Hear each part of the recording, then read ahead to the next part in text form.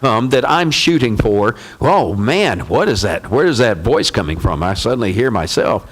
I've been told I need to speak up by nobody.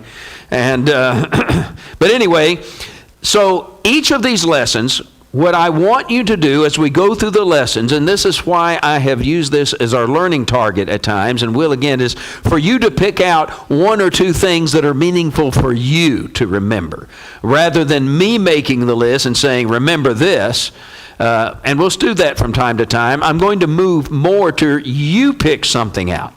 What did you find at the end of this 45 minutes? One thing that either you didn't know that you learned for the first time, or that you found particularly powerful or helpful to you in affirming your faith in the reliability of the Bible as the sure enough original inspired Word of God that was sent to man in the first century. Did you find something that said, oh, you know, that really helps me, because I've wondered about that. You know, I do read that there are lots of contradictions and variations and mistakes in the Bible. And that's always bothered me, because it does make sense that over a 20, 35, 4,000 year period of hand copying, there's bound to be some mistakes. How do we deal with that? And that's a fair and legitimate question. So I want you to see from time to time, from lesson to lesson, is there one thing that helped me go, oh, okay, that's good stuff right there. And maybe make a note of it and put that one thing at the bottom of your lesson. The second thing is in the spirit of the man who said the object of education is not to tell everybody what they need to know, but to teach them to know where to go to find out what they need to know. And so that's the second thing, and that is with the material that I've put online that you can see, our complete outlines, with the two books that I have suggested to you to purchase and add to your library, How We Got the Bible by Timothy Jones and How We Got the Bible by Neil Lightfoot, both of which can be bought at Amazon, or you can go to Truth Magazine online. And both of those are valuable resources, and they're written in layman's terms. They're not highfalutin, academic kinds of eye-glazing kind of stuff. They're very readable. And this is material you can have. So if you do have a conversation with somebody, a skeptic who starts peppering you with some questions or things that they say, and I need to go look that up. And man, this guy's saying the Bible's full of contradictions. I remember David taught a lesson on that somewhere. I don't remember anything about it. So I can go on the webpage, and there's the lesson on contradictions. I can pull that outline up, or I can I can pull out my book by Timothy Jones or by Neil Lightfoot and have a resource to go to. So that's the second thing. Thing one, to give you one thing out of each lesson that you might, and more if possible, that you found helpful and that you learned for the first time. And second, to start building your personal religious library on this topic so you have a place to go to should you a question arise in your mind, or you are challenged by somebody.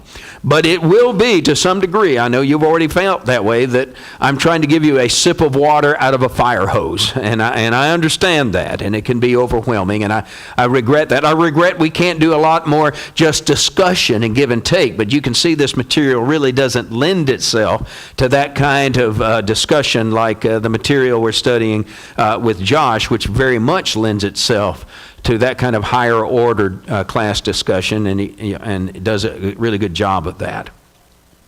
So I wanted to just take a moment and acknowledge these things and to see if I could clarify that for you.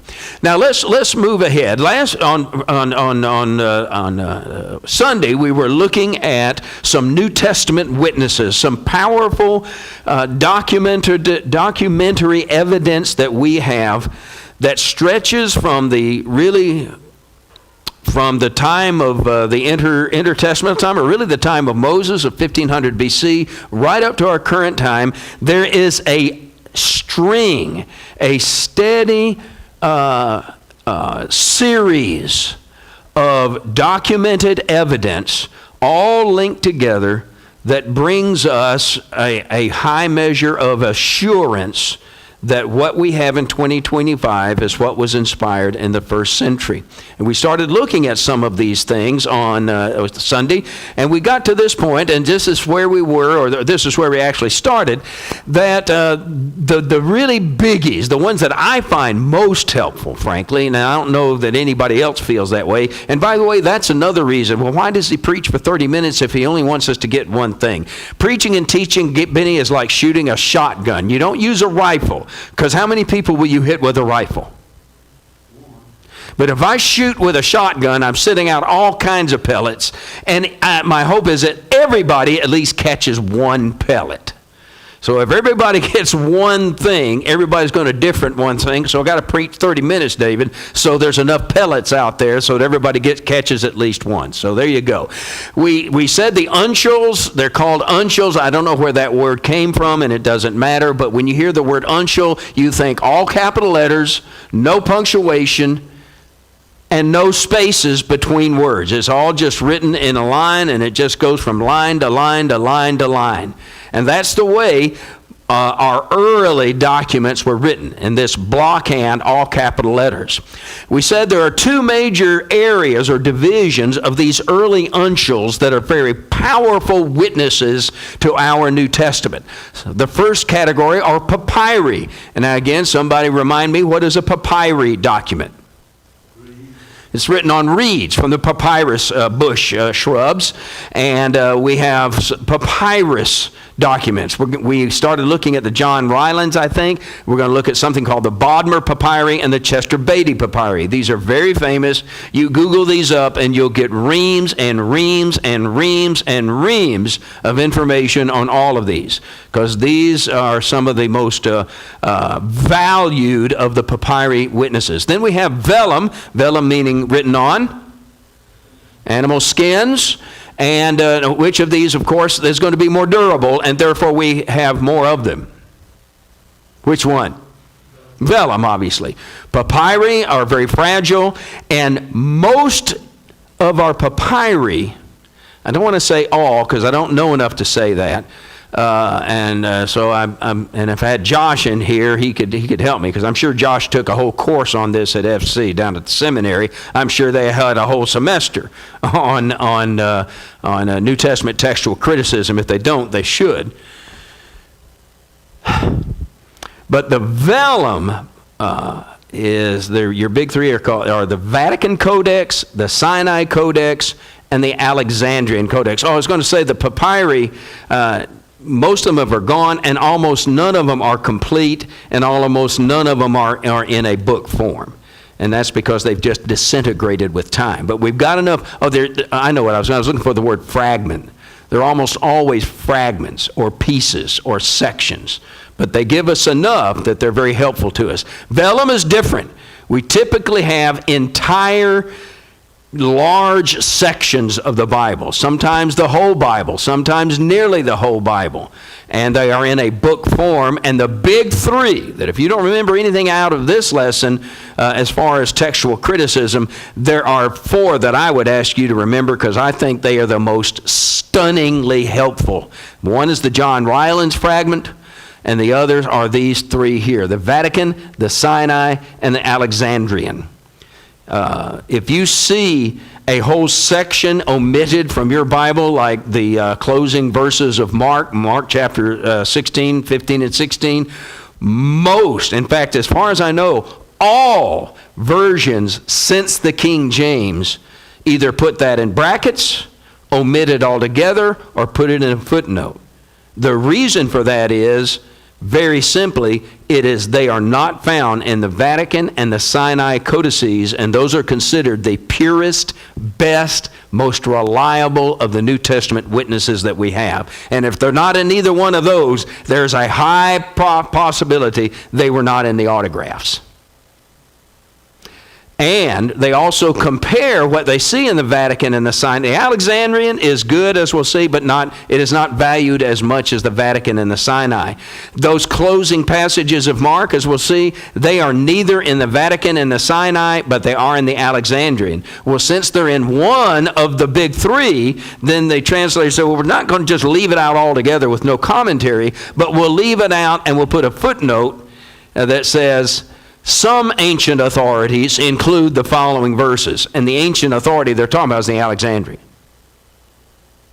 Most ancient authorities, they'll say, omit these verses. The ancient authorities they're talking about that omit them is the Vatican, the Sinai, and some other highly valued uncial manuscripts. So let's continue on. I meant to do this and I forgot. I was going to take a piece of paper and I was going to cut out a 2.5 by 3.5 piece of paper. But just imagine that. That's not much. That's how big the John Rylands fragment is. It is on display at the John Rylands Library in Manchester, UK, and it's displayed in this little case, and it's just that tiny.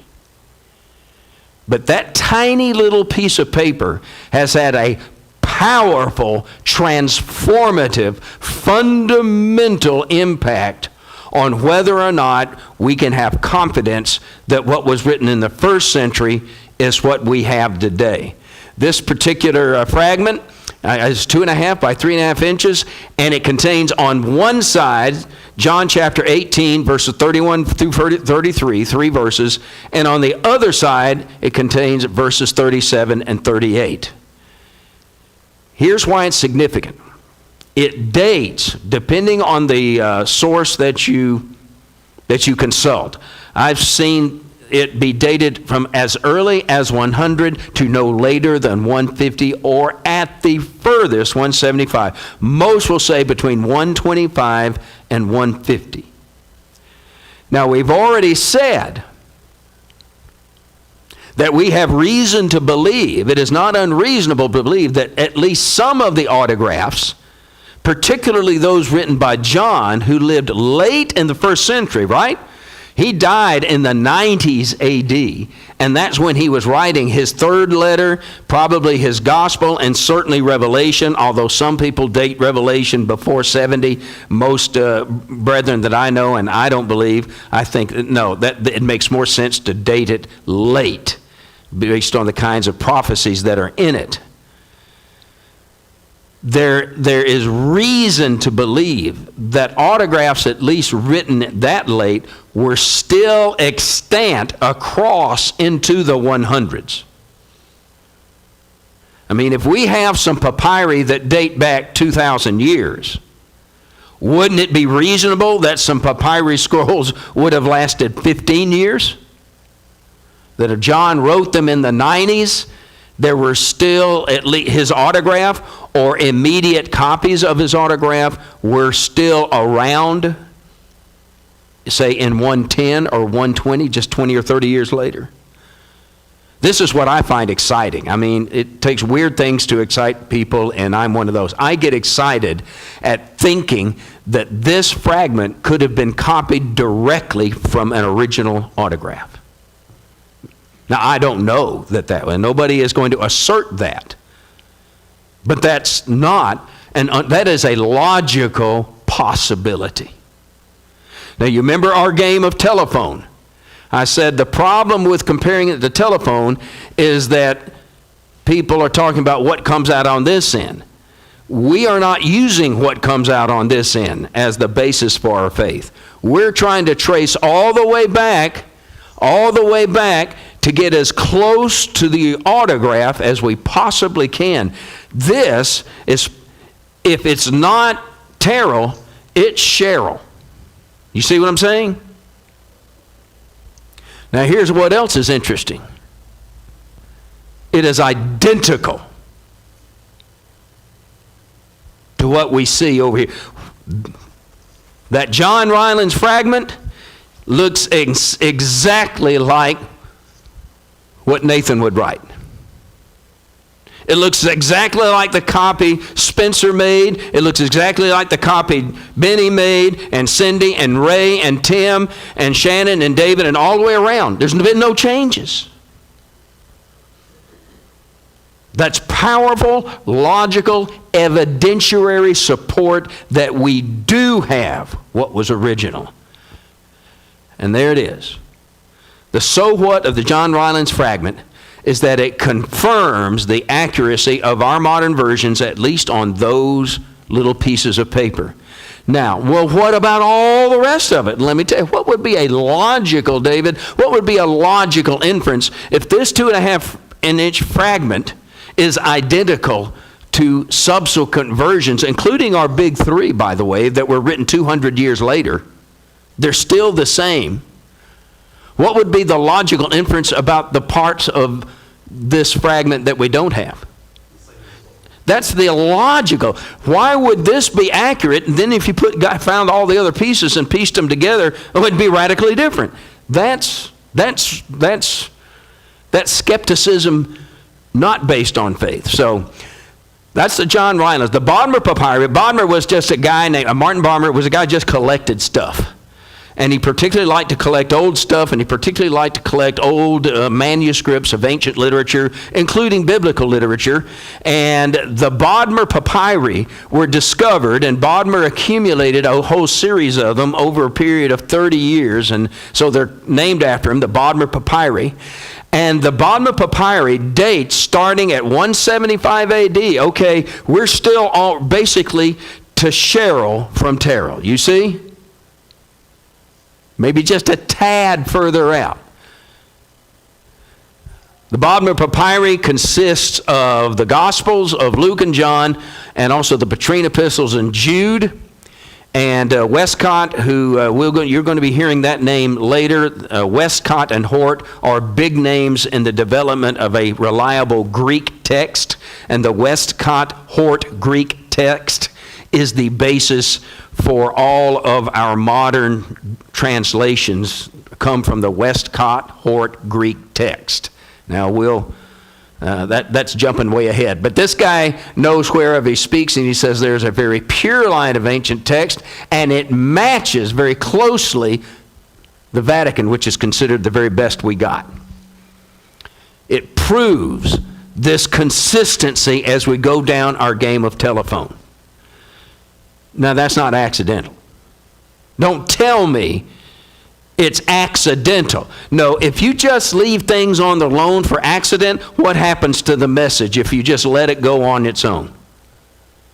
By the time you've got the game of telephone, and that's why it's so funny. Well, that's not happening here. The hand of the Holy Spirit gave us the autographs. The hand of providence kept us a reliable copies of those. The Chester Beatty Papyri date to the 200s AD. We're a little bit further away from ground zero, but we still got some good stuff here that's pretty close, and these are considered excellent also. They were found in 1931 in an Egyptian graveyard of all places, and it consists, some of their various papyri, that's why it's in the plural. Some of the Chester Beatty, and again, it's named after the guy who discovered it, and there's probably a Chester Beatty museum somewhere. In the background, what you see in the background is one of the Chester Beatty papyri fragments. And some of them consist of the Gospels and the Acts. Some of them consist of the Pauline epistles. There is a third papyri that has 10 pages of Revelation. And again, the point that I want you to get out of this, the so what? The so what of each of these is, how does it help us with what, when I pull out my Pew Bible, how does that help me believe this? This is the so what. It closely follows two of the big three vellum uncials, the Alexandrian and the Sinai. The Bodmer Papyri, written 100 to 150 to 200 years before, and there's 150 to 250 years of hand copying now between the Bodmer Papyri and the John Rylands Papyri and these big three vellums, the Alexandrian, the Sinai, and the Vatican. There's 200 to 300 years of hand copying of game of telephone. But 300 years later, you've got the exact same message. 300 years later, Nathan's virgins is going to match. There's going to be a bruise there. It's going to match what Terrell told. Do you see what I'm trying to get across? All right. The Vatican Codex dates from 300, and this is a picture of the Vatican Codex up here of a page. This particular is 2 Thessalonians chapter 3, and all of Hebrews chapter 1. I think that's supposed, Hebrews chapter 1 all the way through the first couple of verses of chapter 2 is what you see right here from the Vatican Codex. Dates from the 300s AD. It's at the Vatican in the Roman Catholic Church.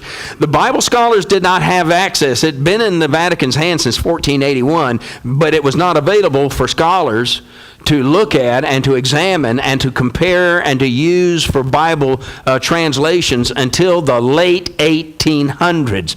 Now, what translation was already widely used 300 years, 250 years before that? The King James. Before we had access to any of these, the King James been done 1611. But Chester, you saw some of these fragments, they weren't discovered till the 1900s. This one was available in the late 1800s, and it's the earliest and most complete Greek manuscript that we have. It's all of the Old Testament and most of the New Testament. And it is the most exact copy of the New Testament that we have. The Vatican Codex is the gold standard as far as translators and biblical textual critics is concerned. If it's in the Vatican Codex, then you're going to have to prove to me why I shouldn't include that in my translation of the Bible. If you look for outliers. If only one translation out of 20 has it, chances are that one is going to be wrong. Now, that's not always true, a little confusingly, because if that one translation is the best one and the other 20 are inferior, then you go with the one because it's the best one, you see? Normally, more is better. But the real standard is the best is better, even if it's just one of them. The Vatican is one of those. It's considered the purest text. All of your modern translations lean very heavily on the Vatican, including if you've got an interlinear Greek, it's going to lean very heavily on the Vatican Codex for what you see. And if you've got an interlinear Bible, I've got one at home. Some of you may have an interlinear where it's got the Greek in between the English. Anybody have one of those in their library? It can be very useful information. And if you see any modern Greek New Testaments, they lean heavily. Okay, it's not advancing on me. What have I done?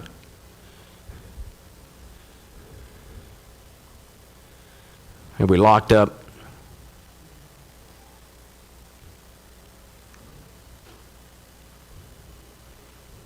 Open your mouth, let me point. Okay. All right, the Sinai Codex, also from the mid-300s. This is a fascinating story. I wish I had time. If you read, Neil Lightfoot has a whole chapter devoted to the discovery of the Sinai Codex. It was discovered in a monastery, a Catholic monastery located at the base of Mount Sinai. And it took several trips to there by this guy named Constantine Tischendorf, who was a very deeply devout man whose life mission was to verify the purity of God's Word. It was important to him. But he just didn't pull it out of the sky. He was also a scholar, and he wanted it to be evidence-based. And he heard about there might be some information or some material down here at this monk's monastery down here at the foot of Mount Vatican. He went down there, and sure enough, they had a burn pile of stuff they're going to pitch and throw away. And he found in it this codex. Now, the monks didn't know what they had, and he was scared to say anything to them, afraid they wouldn't let him have it. He wanted to take it and then go back to Germany and use that to compare to the Bibles and to use that to see and to be sure and to see how pure our text was, and if it wasn't, how old is this, how reliable is this, and how valuable this be. And he had to go back several times, and he finally was able to secret these things out without telling him what he had on another trip in 1859. He first discovered it in 1844. And then the story says he went back to his room, treasuring this codex, and then dropped to his knees in praise to God, went to his room, dropped to his knees, and thanked God that in this intervening 15 years, something hadn't happened. They hadn't gone ahead and burned it. Wasn't he lucky?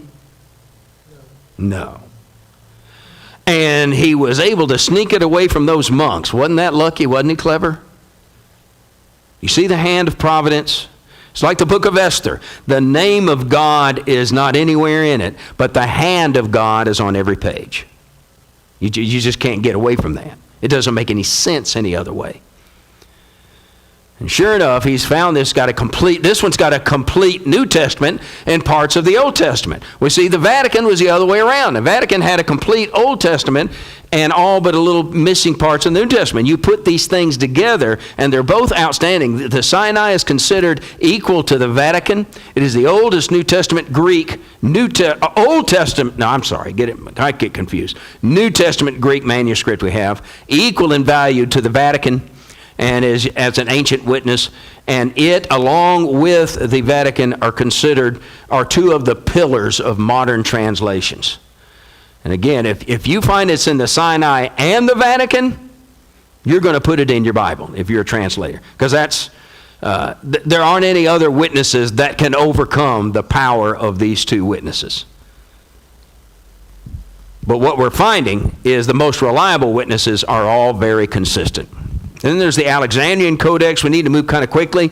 This is an interesting also providential journey. This was in the library in Alexandria. It moved from place to place over the next few hundred years. And over the course of all that time, it was never damaged. It never lost any of its leaves. None of the pages fell out. The binding didn't deteriorate. But going to all these places, finally ending up in the Royal Library in UK from Constantinople. And it's there for 130 years, and then there's a huge fire, burns down the whole library, except, aren't we lucky? Somebody just happened to be sure. Yes, somebody did. God. And that's a Gospel of Luke up there. It is secondary importance to the Sinai and the Vatican, but it is still considered a very important and reliable witness.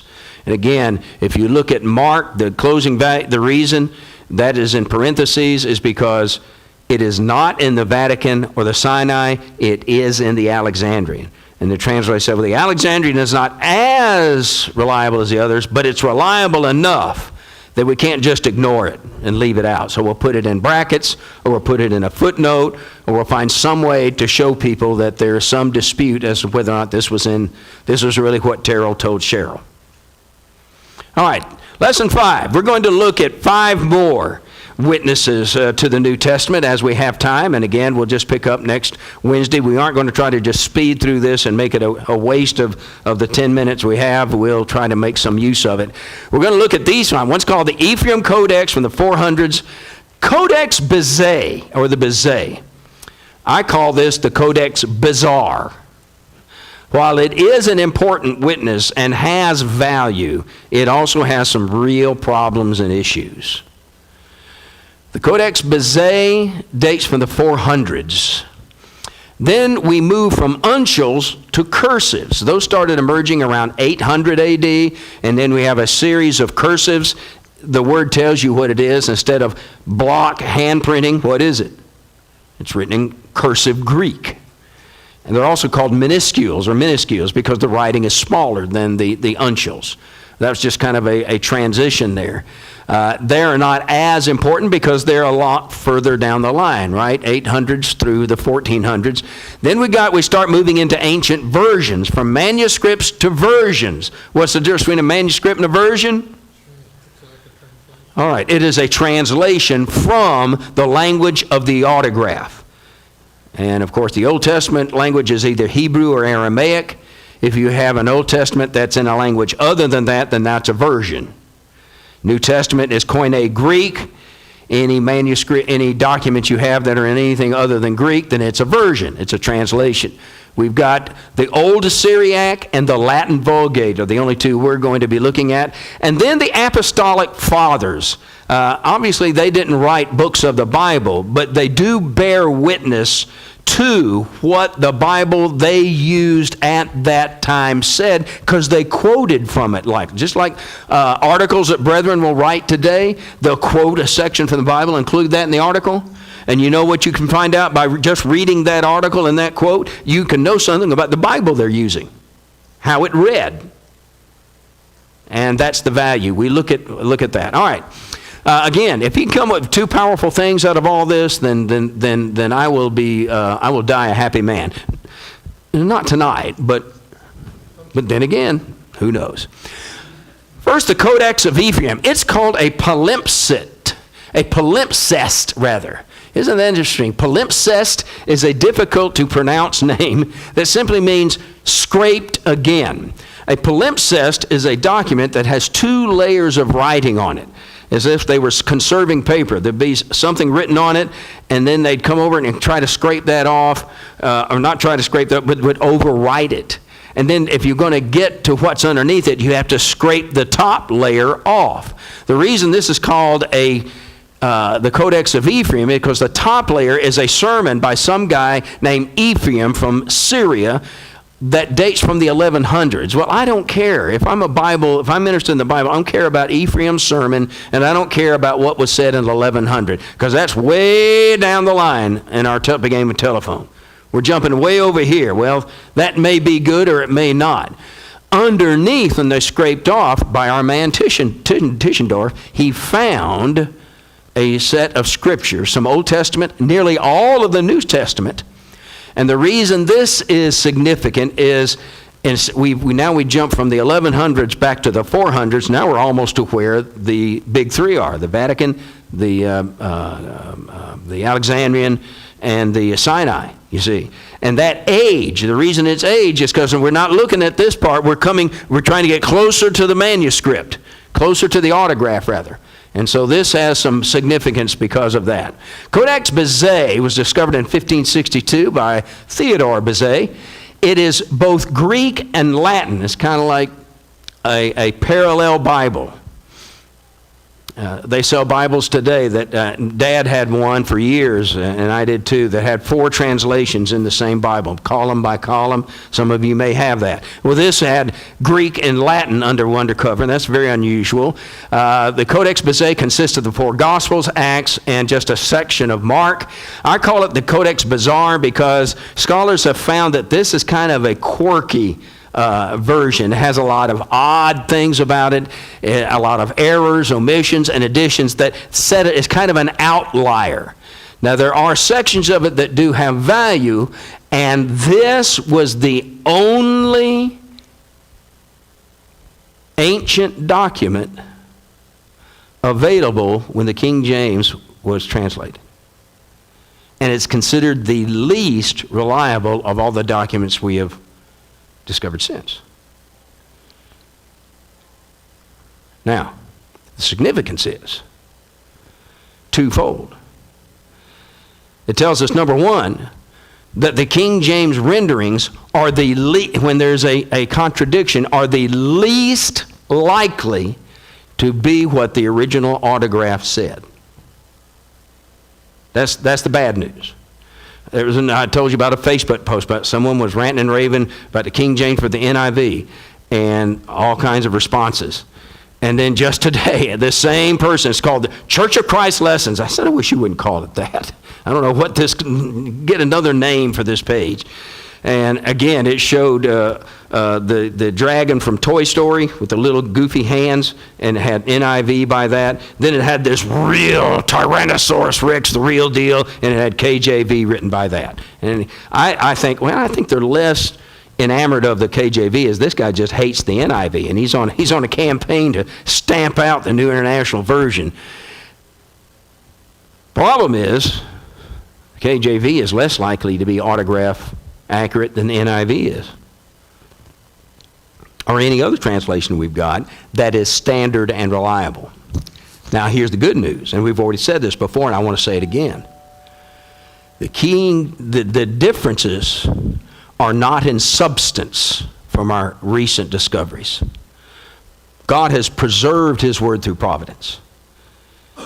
And the differences, the things that we have found with our recent discoveries, have not changed the substance of the message one iota. And that's why for the past 400 years, and could for the next 400, if we never had anything but the King James Version, we could still reach the lost, convert the lost, edify the saints, and get to heaven because we got God's Word. The difference is, if you took all of Mark 16, 15 to 16 and out, there are a lot of other passages that talk about the necessity of belief in baptism. That doesn't get you off the hook. Sorry. And when there is a significant deletion like that or omission, it does not affect, because that same doctrine is taught elsewhere. Aren't we lucky that God taught key doctrines over and over in many different letters? Wasn't that lucky that God just, you know what, I know I sent one letter to Corinth. I think I want to make Paul send another one. And I tell you what, Peter, you write 2 epistles. I know some of that same stuff is already written, but you've been really got a lot of idle time on your hand, Peter. I want you. No, we know that's silly. Why does a teacher say the same thing over and over and over, Nathan? It's either one thing. He has gotten real confused because it's been a rough week and he forgot he already covered that material. Or he's like me, he got senile and can't remember what he's taught to who. Or more likely, number 3, when the teacher says something over and over, it means this must be really, really, and it's probably going to be on the, and so you better listen. Okay? God doesn't repeat key information because God forgot he had already said it. It must be really important if I hear about the baptism and the conversion process over and over and over and over and over. You've been seeing Franklin Graham's advertisements? It's been on the news, on TV, he's buying spots, said, if you've prayed this prayer, and he closes his eye and he prays this long prayer about accepting Jesus, and I said, I would do that if I could just find that prayer somewhere in the Bible. Just once would be enough. I knew a preacher who used to, when he preached, and he would preach for an hour, and it's because if he found a topic, he wanted to read every single passage that dealt with that particular topic. And I finally took that brother aside. I said, brother, how many times does God have to say something for it to be true? He said, once. I said, okay. Is it any more true the third time than it was the first time? No. But the fact that he does say it over and over has some significance. So the Codex Bezae is the basis of the King James Version. Nevertheless, the King James Version will get people to heaven just as well as the one I like, the Revised Standard Version, or the one that has gotten the blessings of our Brotherhood Seminary down at FC, the English Standard Version. And even that dirty, young, nasty NIV will take people to heaven. I've used the NIV many, many times. I think it's a wonderful translation. Does it have some problems? You bet it does. King James got problems. King James talks about celebrating Easter in the book of Acts. Oops! I thought the King James was the author. No, it wasn't. That's a translation error, you see. And every version since then knows what that really should be translated, and what is it? Not Easter at all. It's what? Passover. That's why we don't need to get too worked up one way or the other. We don't need to start attacking. Now, there are some that aren't even translations. We'll get into that more. I'm about to get away. Cursives, we'll go through this kind of quickly. That's what a cursive looks like right there. You can see it smaller, since minuscule, and it is written in script. We have about 4,000 of these cursive manuscripts and versions. Most of them date from the Middle Ages, so they're more recent than the uncials and therefore not as significant. But there's one called Codex 33. This is a sample of Codex 33 that dates earlier, about the 9th or 10th century. And the reason it has value, has caught the attention of textual critics, is they have noticed how similar this is and how almost identical it is to the Vatican. 400 years earlier. 400 more years of copying, and we still have the same message. Do you see the point here? I don't expect you to know all of these codices and stuff, but the point I want you to know is there. There is an unbroken line of copies in our game of telephone, and by the time we get to the end, we have enough scholarly, documented evidence that the message hasn't changed.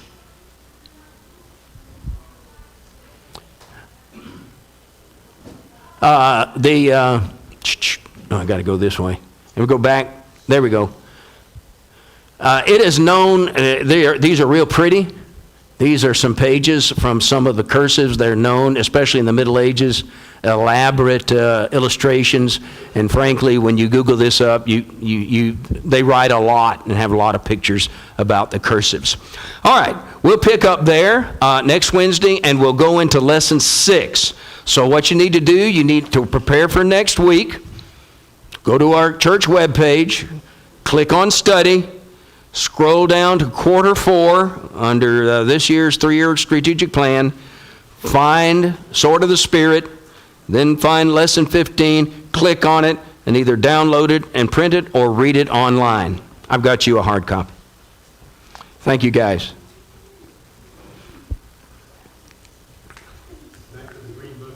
Green Book on Sunday. We're going.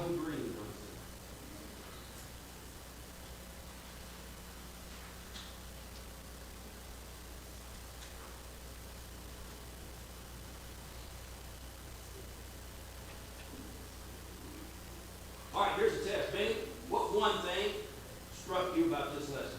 You got this, you walk out of here, if I ask you what one thing, what would you say? The further back you trace the copies, the more reliable they are. Okay. What about you, Spencer? What one thing you get out of it tonight? You learn he can even sleep through a day in mouse class as loud as he is.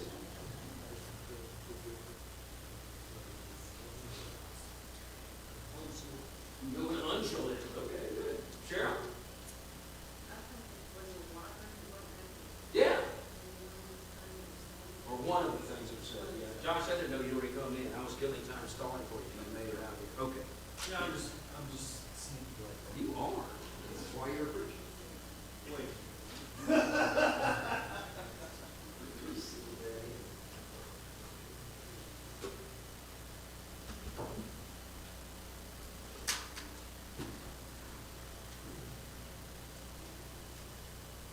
David, you got the lesson in which we really appreciate all the various translations that we have. That's going to be the last lesson of the. Is it? We've talked about it some as we've gone. I've heard some. The big lesson we're going to look at the evolution of the English Bible and pick our modern translations is the last lesson. Gosh. Well, tonight I want to read to you one of my favorite verses in the Bible. It is from 1 Corinthians.